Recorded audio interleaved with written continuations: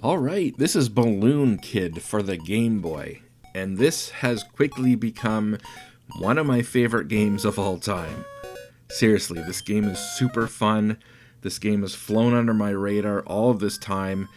Like, I see the cover art and it looks vaguely familiar, but it's a game that I've just never paid any attention to.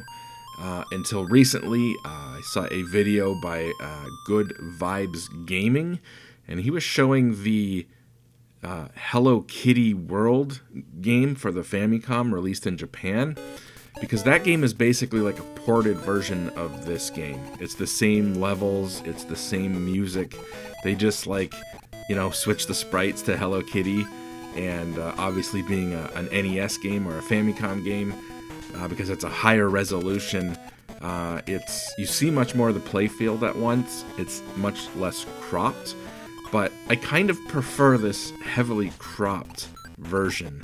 The sprites, the characters look much larger on screen relative to the size of the screen, and I don't know, it just kind of fits the cutesy vibe. I love the kind of early Game Boy vibe that this game gives me. This game came out in October of 1990, so it's a fairly early Game Boy game. I mean, I guess it was a year in, but it's still, a lot of these early games, they couldn't scroll super smoothly, so that's maybe the one thing with this game. The background doesn't scroll at full speed, but I don't think that holds the game back in any way. Obviously, the sprites moving around and everything is very smooth.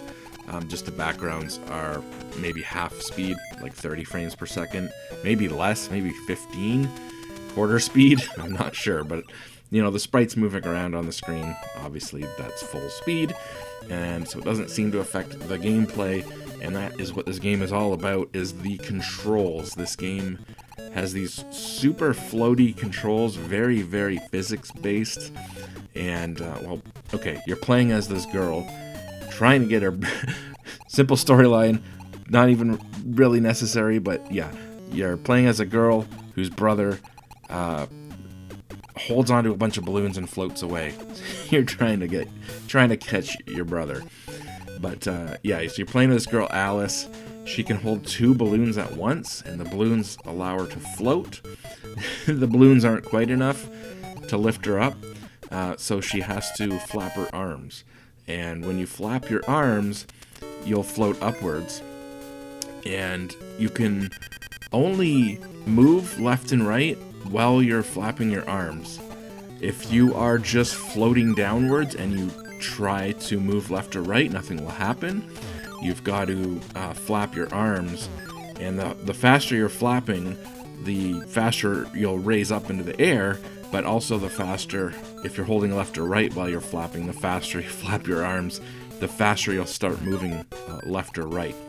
So that's where the fun comes in. It's a balance between trying to move left or right fast enough, but not gain too much elevation. So there's a constant balance between how fast you want to flap your arms, how fast you want to move left or right, or how fast you want to raise into the air. And the faster you're raising up into the air, the longer it's going to take for you to start descending again. There's a constant balance there with the physics. It's super fun, but it's super simple. Like, the gameplay is very simple.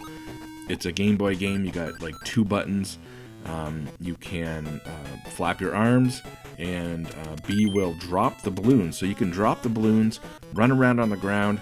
Sometimes you need to drop the balloons to run into a crevice that's you can't fit in when you're holding the balloons. So sometimes you gotta drop the balloons, and then you've got to re-pump up the balloons. So pressing down on the D-pad, you can't do this in midair, so you've got to be on a platform on the ground, and now you got to press down really quickly on the D-pad. It takes 4 times hitting down to pump up one balloon, and then obviously, again, you can hold 2 balloons, so you've got to press down 8 times in total if you want to pump up both balloons. But some of the levels scroll faster than others, and sometimes the platform you're on, you barely have enough time to maybe pump up one balloon, and you can't pump up both balloons. When you're holding one balloon, you won't float up as fast. So you've got to flap your arms even faster to barely rise up into the air compared to when you have two balloons. Also, enemies will hit you or hit your balloon. So if the enemies hit you, you'll just bounce back, which is usually won't kill you, but you could bounce back into another enemy, or you could bounce into a spike or something. So the enemies hitting you will cause you to bounce around, and that can kill you. But if the enemies hit your balloons, it'll pop your balloons. So you want to have two balloons, not only because it will allow you to rise up faster, kind of makes your controls faster, but also it's an extra hit. Like if an enemy hits your balloon and you've only got one balloon, it's your last balloon, you're going to fall. And if there's not a platform below you, which most of the time there isn't, like most of the time you're floating over the water, so you'll just fall into the water and die. So a couple ways you can die is certain things hitting you directly, like lightning bolts, falling into the water, and like falling into a spike. So if enemies hit you and you bounce into a spike or something. If you float into spikes, obviously that'll also pop your balloons and you'll just fall right into the water again. So it's a super simple game. It's an early Game Boy game, and the best ones, like another one of my favorite games is an early Game Boy game is like Revenge of the Gator, and it's just a simple pinball game, and just no scrolling. The screen just snaps. So it's a very simple early game, but it gets the cute graphics down. It gets the fun music, and this reminds me of that in that way. It's an early game, but it's got the fun, cutesy, nice, relatively speaking, nice big sprites, and the fun music. But in this game, it's, again, the controls are super fun. They're simple, but they're hard to master. You're constantly fighting your momentum. The faster you want to move across the screen, it's going to take you longer to slow down or turn around. The faster you're raising up, it's going to take you longer to start to slow down and start sinking. So you're constantly fighting your momentum. There's 8 levels in this game. Again, it's not too hard when it starts off, but it certainly ramps up by level 5. Lightning bolts and stuff are flying at you that are single hit kills, and you gotta kind of sometimes work your way through these kind of maze-like structures that if you touch the wall, again, one hit kills. So yeah, the game does get fairly challenging. It's not super hard, but it's certainly not super easy. Don't let the cutesy graphics fool you. It is a game that will give you some challenge in the later levels. And yeah, again, super fun game. I can't say I've never heard of it before. Again, I'm pretty sure I've heard of it before. I see the cover art, and I'm pretty sure I've seen this before. Probably seen this in Nintendo Power or one of the Game Boy guides from Nintendo Power back in the day, but never really paid any attention to it until now. And again, because of that video that I watched showing off Hello Kitty World, so I saw Hello Kitty World and how that's sort of a port of this game.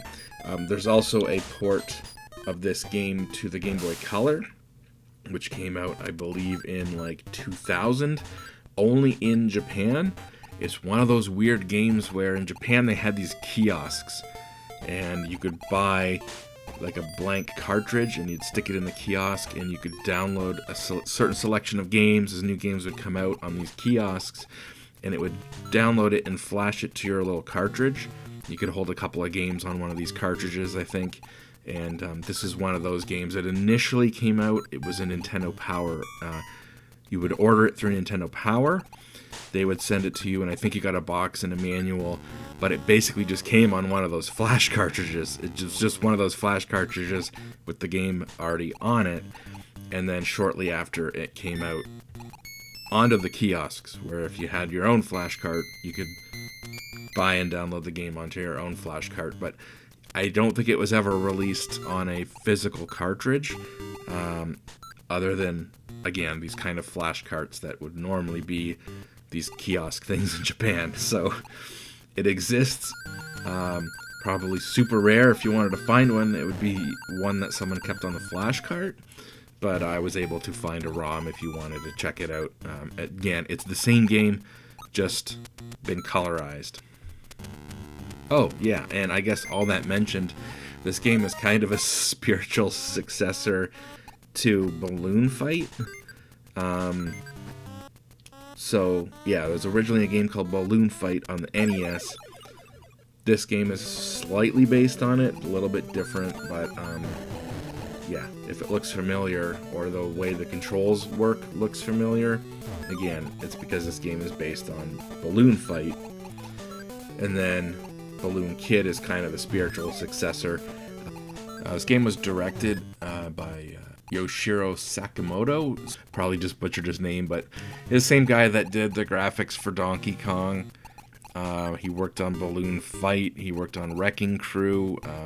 He's a designer on Metroid and Kid Icarus. So this guy worked on a lot of the early kind of NES, early Nintendo games.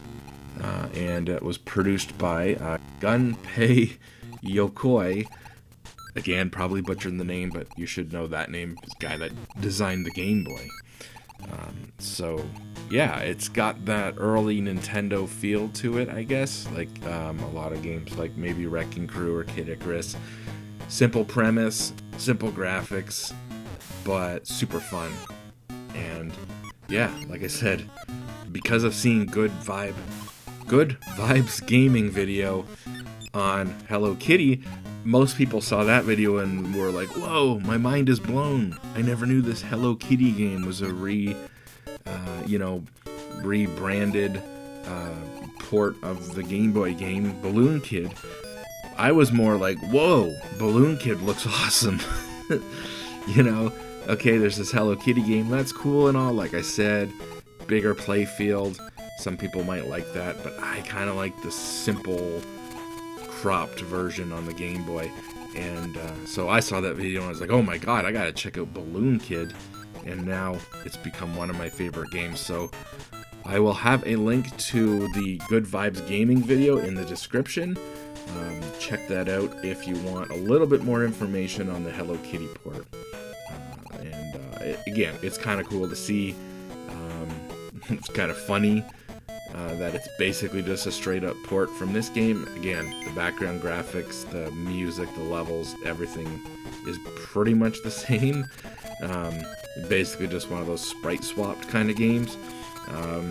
Obviously, in that video he compares it to, Doki Doki Panic being Super Mario Bros. 2 in North America. Kind of the same thing. And again, most people seeing that video probably blew their minds just that the Hello Kitty game exists. But for me, it really opened up my eyes to really just take a look at Balloon Kid. And I was like, oh my god, again, this is just a game that me being a fan of the Game Boy should have known about a long time ago. But here we are. Late, but certainly appreciated. One of my favorite games now. Definitely check this one out. Super fun. Super fun controls, fun physics in the controls, and constantly battling momentum. It's super fun. I guess that's it. See you guys later.